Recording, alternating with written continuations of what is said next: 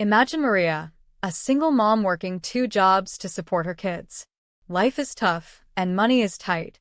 She often worries about paying bills and saving for emergencies. But what if I told you Maria found a way to break free from living paycheck to paycheck? With simple, practical habits, she started saving money, paying off debt, and even building a small savings account. Many people think saving money is impossible if you don't earn much.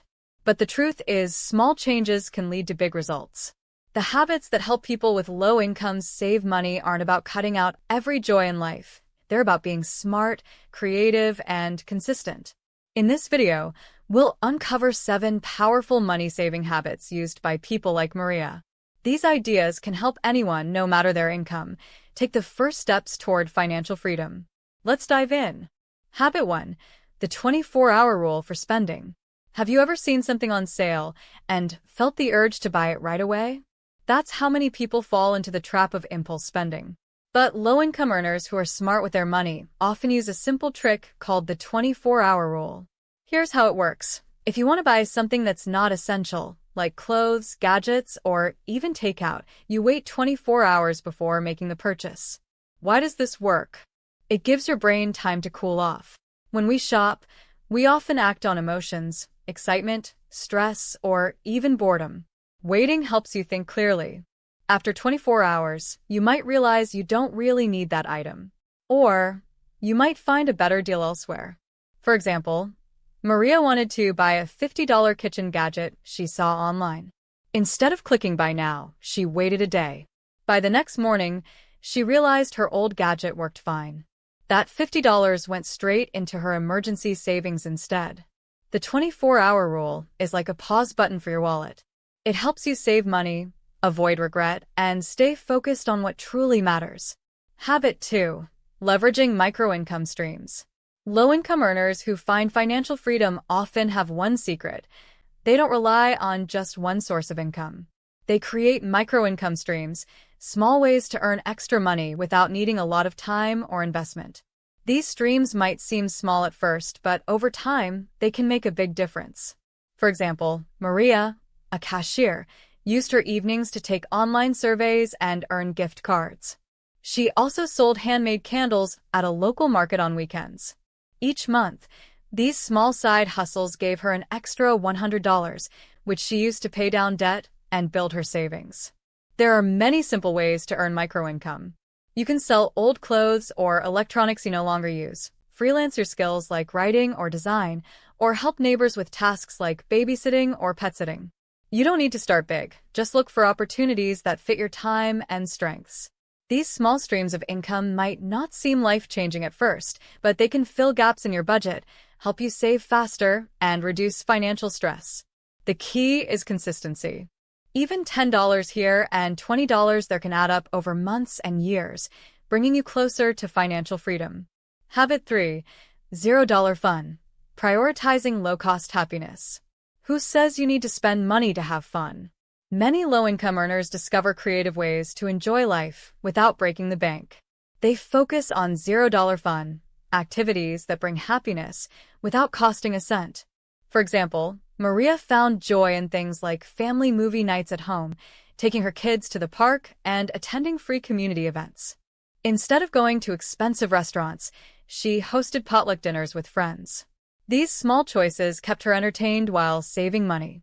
The key is to prioritize meaningful experiences over costly ones. Explore nature trails, join free local classes, or start a book club. Many libraries and community centers also offer free activities like yoga sessions or art workshops. $0 fun isn't just about saving money, it's about living a joyful, stress-free life while staying on track with your financial goals. Happiness doesn't have to come with a price tag. Habit 4. Meal prepping like a pro. Eating out or buying ready-made food can quickly drain your wallet. That's why many low-income earners turn to meal prepping to save money and eat better. Meal prepping means planning and preparing your meals in advance so you don't overspend or waste food. For example, Maria started meal prepping every Sunday. She made a simple grocery list based on what her family needed for the week. Then, she cooked meals in bulk, like soups, rice, and grilled chicken, and stored them in containers. This saved her time during busy weekdays and stopped her from ordering expensive takeout. Meal prepping also helps you avoid food waste. Instead of letting fresh vegetables go bad in the fridge, plan meals that use them up. You can save even more by buying in bulk or using coupons. For those short on time, try community meal prepping. Maria teamed up with a friend, and they cooked large batches together, splitting the cost and the food. With meal prepping, you not only save money, but also eat healthier. Plus, it's a great way to take control of your food budget. Habit 5. Creating a bucket budget system. Managing money can feel overwhelming, especially with a tight income.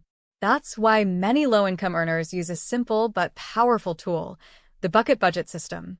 Instead of tracking every single penny, they divide their income into buckets for different purposes, like needs, wants, and goals. Here's how it works. Needs bucket. This covers essentials like rent, food, and utilities, things you can't live without. Wants bucket. This is for non-essentials like entertainment, eating out, or small treats. Goals bucket. This is for savings, paying off debt, or working toward a future goal. Maria, for example, earned $2,000 a month. She allocated 50%, $1,000 for needs, 30%, $600 for wants, and 20%, $400 for her goals. She used envelopes to physically separate her money, which helped her avoid overspending. This system works because it's easy to follow. You always know how much money is available for each category. Plus, it's flexible. If an emergency comes up, you can adjust your buckets. By using the bucket budget system, you gain control over your money without complicated tools or spreadsheets. It's a simple way to stay on track and work toward financial freedom. Habit 6.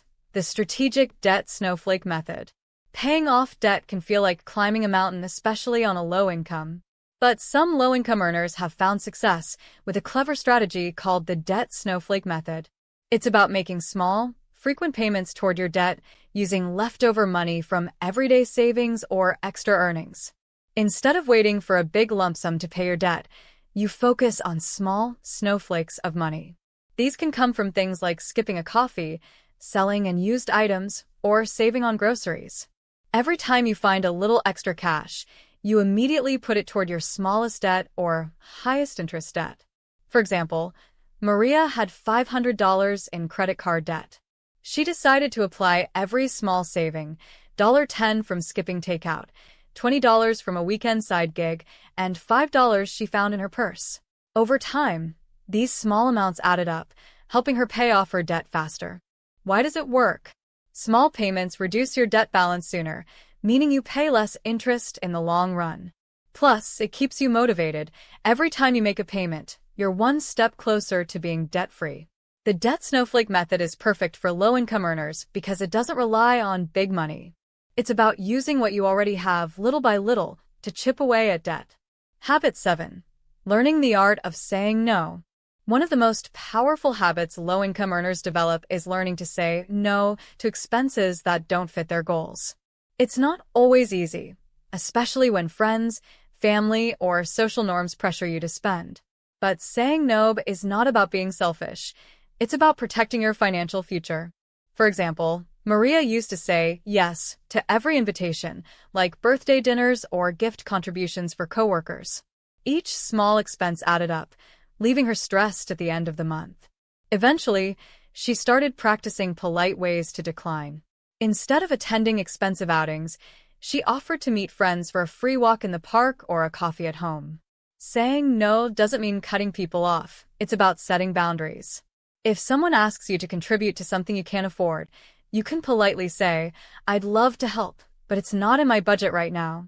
Most people will understand. This habit also applies to personal spending. Maria learned to say no to tempting sales, fancy gadgets, and unnecessary subscriptions. By focusing on what mattered most, like paying off her debt, she gained financial freedom faster. The art of saying no isn't just about saving money, it's about taking control of your life. When you put your goals first, you'll find it's easier to build the future you want without guilt or regret. Remember, every no is a yes to your dreams. Financial freedom isn't about earning a lot of money, it's about using what you have wisely. By adopting these 7 powerful habits, anyone, even low-income earners, can start building a better financial future. You don't need to be perfect, and you don't have to change everything at once. Start with just one habit today. As you grow, your financial situation will improve, and so will your confidence. The road to financial freedom may feel long, but every step you take brings you closer. Your future self will thank you. Now, if you want to learn how to achieve financial success, then watch this video next. If you made it to this point in the video, please like and subscribe to the channel to see more content like this. Thanks for watching, and I'll see you in the next video.